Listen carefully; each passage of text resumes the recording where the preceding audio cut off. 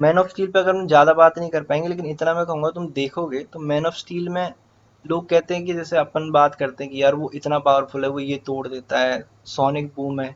लेकिन एक पार्ट उसका ये भी है जो सुपरमैन को सुपरमैन का कैरेक्टर डेवलप कराता है कि वो ह्यूमन से भी ज़्यादा ह्यूमैनिटी अपने अंदर रखता है, देखोगे तो ध्यान से।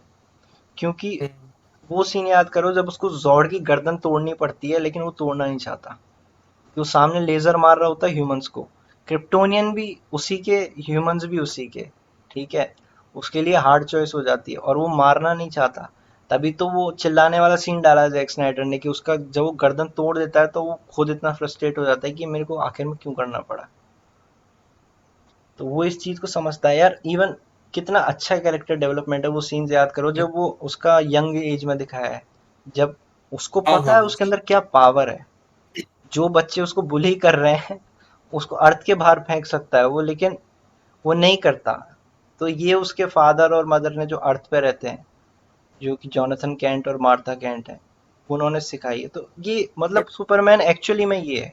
सुपरमैन ये नहीं है कि वो सोनिक बूम कर देगा या फिर पिस्टल्स, या उसको गन से कोई फर्क नहीं पड़ता, बुलेट प्रूफ है, या उसको इस नॉर्थ पोल पे बैठा है तो साउथ पोल तक का सुनाई देता सुपर हियरिंग है। ये और भी कैरेक्टर्स के पास भी हो सकती है, लेकिन सुपरमैन को सुपरमैन बनाता ही है कि उसकी ह्यूमन ना होने के बाद भी इतनी ज्यादा ह्यूमैनिटी है उसके अंदर। जो वो थीम थी मैन ऑफ स्टील की, तो उसमें ये नहीं कह सकता काइंडनेस खत्म हो गई है। नहीं अगर नहीं। ये थीम रख रहे हो कि काइंडनेस खत्म हो गई, तो कुछ अच्छा, ओवर द बोर्ड तो जाना ही पड़ेगा। मैं बताता हूँ, ये जो बोला है काइंडनेस नहीं है, ये बोला है किंगडम कम, जिस पे अपन बात कर रहे थे। किंगडम कम से नहीं हटते, नहीं तो ऑडियंस बोलेगी अबे यार कहाँ से कहाँ पहुंच जाते हैं।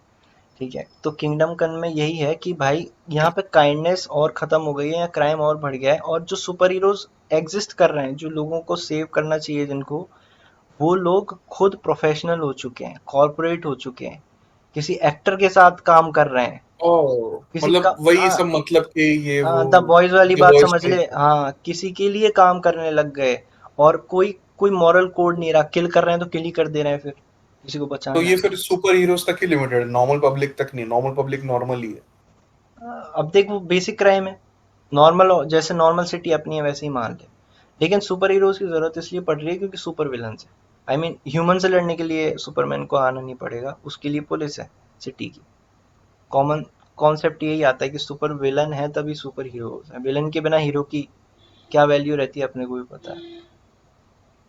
तो यहाँ पे भी है, अब जो काइंडनेस वाला है वो किंगडम कम से उठाया गया है, जो कि मुझे नहीं पता ये लोग कितना इम्प्लीमेंट करेंगे। ऐसा नहीं कहा कि मूवी में 100% होगा, बट इस थीम को जेम्स गन ने इसलिए रखा क्योंकि उसका लोगो लिया है उसी सूट का जो यहाँ पे अभी लिया हुआ है।